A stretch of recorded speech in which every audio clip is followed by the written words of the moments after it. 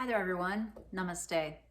I'm Jill Loftus of Nuit Astrology. Welcome to your planetary energy forecast for the week of January the 9th, 2023.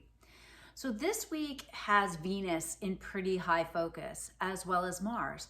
And that's how we begin the week. We begin with a beautiful flow of energy from Venus, who is currently working her way through Aquarius, over to that Mars and Gemini. And we're preparing for Mars. Mars is moving very slowly. It's preparing to station direct on the 12th, which is Thursday. And that is a really key and important day, all right? So this whole week is kind of toned with that Mars moving forward. But this connection between the Mars and the Venus are really, it's a really big picture connection, and lots of conversations, ideas, thinking about values, thinking about what's important to you and how you can make that flow. Now, whatever comes together or whatever idea sparks on that Monday is going to be tested later in the week, because then Venus comes into a square with the nodes of the moon. This is a very fated type of astrology where Venus applies pressure, right, to the North Node and the South Node, our future and our past, to the Taurus and the Scorpio areas of the chart. And so the key with this is wise detachment. Right? Wise detachment. That's Venus in Aquarius, right? Using wisdom, honoring uniqueness, proper use of technology, right? In order to pour love and blessings into things that really matter. But there does need to be a certain level of stepping back, right? So maybe the grr that you're going to feel, that real magnetism of Monday, you might have to ease it back a little bit as later in the week, that throughout the week, Venus applies that pressure to the nodes. Now, Chiron in Aries begins to square the Mercury in Capricorn. That begins to tone Tuesday, which, can really make it so that you're more aware of how your words hurt, more aware of the struggle between your independent self and the structures and power structures. Now, Mercury is prepping to move direct next week. It's interesting. We have a wave of planets moving direct, right? This week it's Mars, and next week it's Mercury, and the next week it's Uranus, which means everything is full speed ahead. True, they will be in their shadow zones, but to have all planets direct really gives things some energy to leap forward, right? But this week we're really focusing on that Mars and Gemini. It stations at 8 degrees. And so it's been traversing through Gemini since last fall. And so it's time to rethink, redo things that have to do with your activity and action, your power. Mars has to do everything with standing up for yourself. It has to do with your drive and your will, right? But in Gemini, it's a very mental experience, right? And so you may begin to think of all these things that you've just been kind of churning around in your mind that are in the Gemini area of life, that now it's time to begin to think about moving forward, taking some action. You've had to go back and repair something, maybe, re-examine, redo, but now you can start feeling like you're beginning to get some traction and move forward. All right. Now Venus in Aquarius has the exact square to the nodes on the Wednesday the 11th. So take note of that to kind of see what happens in the collective and also what happens to you. The 12th is that Mars station.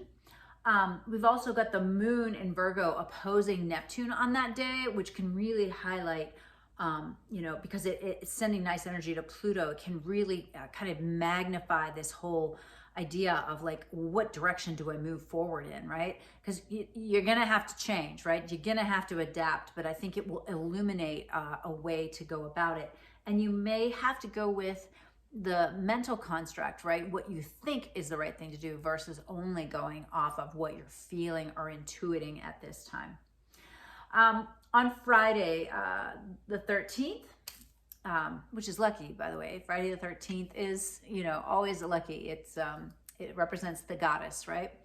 Friday the 13th, Sun in Capricorn sends a blessing beam over to the Neptune in Pisces. So inspired change, inspired restructuring, inspiration that feels grounded. And then Saturday the 14th, Venus in Aquarius now moves into a square with Uranus in Taurus, right? So she squares the nodes, and now she's going to square this Uranus. And again, this is going to be, reality check time, because Uranus is in Taurus. Undoing everything we thought we could rely on, right? From the planet to the financial systems, right? Food systems, things like that. So Think about how, kind of what you want and where you're moving in that Aquarian area of the chart. How the Taurus area of your chart is saying, no, no, no, no, no, this is the new reality. And you have to get down with it. You have to realize what the new reality is. And you have to function within those parameters, right? Know the truth, understand the reality of it so that you can make wise changes and not just cling to old outworn patterns, old outworn ways of doing things. We all have to change, right? We all have to embrace that. It's a really strong square because Venus is in the sign of Aquarius where Uranus prefers to be. And Uranus is in the sign of Taurus where Venus really likes to be. And so there's just this kind of, mind meld situation going on with them, right? And that comes on the heels of having had that dance with the nodes and also that beautiful blessing with the Mars. So Venus really active this week. My dear Taurans and Librans, pay attention to that, but also Aquarians because it's moving through that sign. Taurus and Scorpio also hugely active, as well as Gemini. We finished up the week Sunday with the moon going into Scorpio, which actually sends a really nice blessing beam over to the Mercury in Capricorn. And so that is a day when you can merge the mind and the heart, the intuition and the focus, and come up with creative solutions to kind of manage what's happened during the week, right? As you begin to kind of explore how to set yourself up for this really busy period that's going to begin, well, I would say by the end of the month, but most certainly when things start straight rolling in January or in March, when the changes are coming so fast and so furious, you can barely keep your head on straight, right? So this week is a little bit more of a kind of a toning, a resetting of the values. And that's what Venus really represents. What's important to you? What do you love? What do you care about? What do you value? And sometimes we have to go through these fires of transformation so that you really can appreciate things, right? The average American doesn't realize that when you go to the grocery store and there are 75 different kinds of cereal, that's unbelievable. And, is that important to you to have that many, or is it important to you just to know that you can reliably have 10? I don't know. Those are the kinds of questions that we're going to be asking ourselves throughout this year, and have already started asking ourselves earlier when Uranus went into Taurus. All right, well, let's check the tarot and see what the tarot has to say about the two different ways you can approach this week. If you found this at all helpful, please like, please share. I do have a new course starting up. My life transformation course begins on Friday, the 13th. Very auspicious in my opinion. So we still have space for you to join us at the very, very discounted rate of $99 for that full 8-week course. That includes 3 30-minute sessions with me on Zoom, personal kind of, counseling so that we can kind of guide you through this online course and so you feel supported and held through the process. All right, let's check out the tarot. Hello, my friends. All right, let's do some tarot for the week of January 9th. Oh, that Venus getting blasted. I'm a Taurus, Libra rising, so I'll let you know how I do. All right, I'm gonna just be quiet here for a second while I tune in.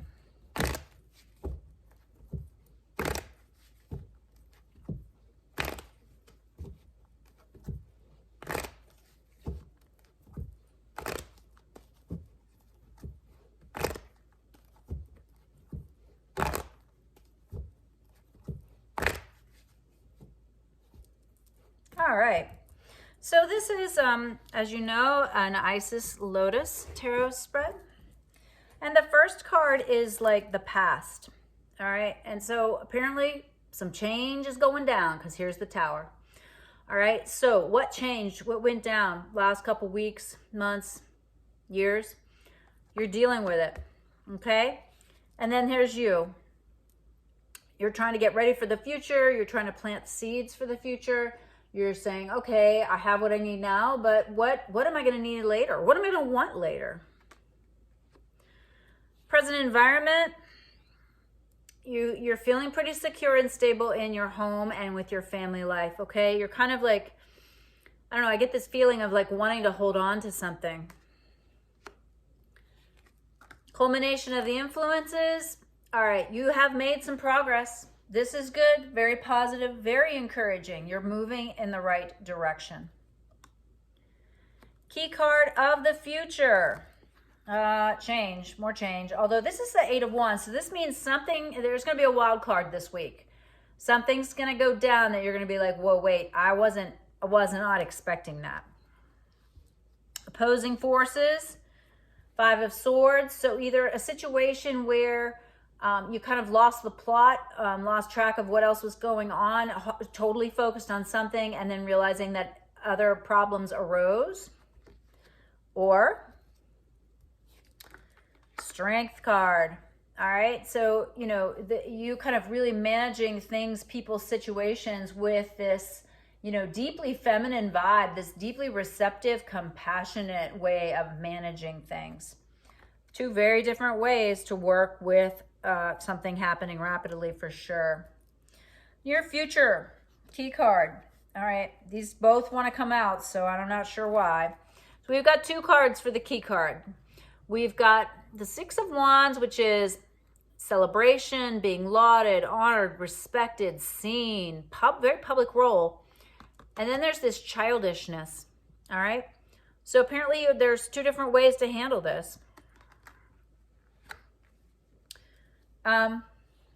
Modifiers. So with the 6 of Wands here, it's saying there's something you need to walk away from. Now, it could be whatever it is that you were trying to do that you just really kind of didn't see all the possibilities. Over here with the Page of Swords, we have the 8 of Swords. You're self-limiting. You're thinking that you can't do it. You're lacking the spiritual maturity to see the way forward. Paired with the 8 of Cups, we have the King of Swords, logic. All right. So something happens quickly. You are seen as a person who is going to make the changes necessary, right? Awesome. Paired with the 8 of Swords, we've got the 10 of Wands. So doing hard things the hard way. All right, there's a better way to go about this. There is a better way to go about this. This feels very heavy and dense, this approach. All right, 2 possible solutions, progressions. So we've got the Magician over here on the 5 of Swords sides. So this indicates you're good once you get past that like initial figuring out of where you need to make some changes. On the other side, 5 of Cups. All right, so some disappointment here. Things not going the way you want, but you're way too focused on that. And instead of noticing that, you know, you still have resources available to you. Paired with the Magician, Ace of Cups, very positive. So there is a beautiful way to work with this energy. I'll recap in just a second here. Paired with the 5 of Cups, Page of Pentacles, a new beginning.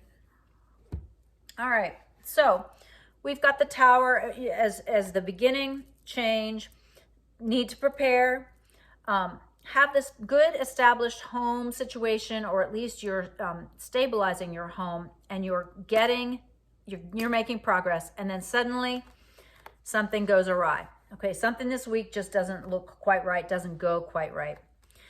Do not be narrow-minded, okay? Do not be narrow-minded. If you are narrow-minded, you are not going to see the whole picture and know what to do. Take charge and realize that you have the skills, and surround yourself with people who agree that you have those skills. And then let something go, edit, clear, be decisive, make the hard choices. That will yield this Magician and Ace of Cups a new beginning that's truly emotionally fulfilling and really makes you feel like you're in charge. The other pathway was, okay, something happens that's rapid change, and maybe you're a little too mild in your approach. Maybe you're a little too yin, too compassionate, too patient, right? And you end up not wanting to take responsibility for what's going on. Instead, you're like, oh, what was me? Everything's so hard. I've tried this, I've tried that, blah, blah, blah. Okay, enough. Cut your losses, you know. Focus on what you do have and begin again. Really, like, begin again. Find that thing that really resonates with you and start there. Start with that, like, I'm really excited about this project. You know, I see this as being a little bit more practical, earth plane approach versus this kind of like, well, not that this is impractical, but this is more earth embodied. This might be more financial issues and things of that nature. And over here, this has more to do with relationships and emotionality. Does that make sense? It makes sense to me. I hope it makes sense to you. Comment below if you have any questions. Looks like a very interesting week. I wish you all the best, and I'll see you next week.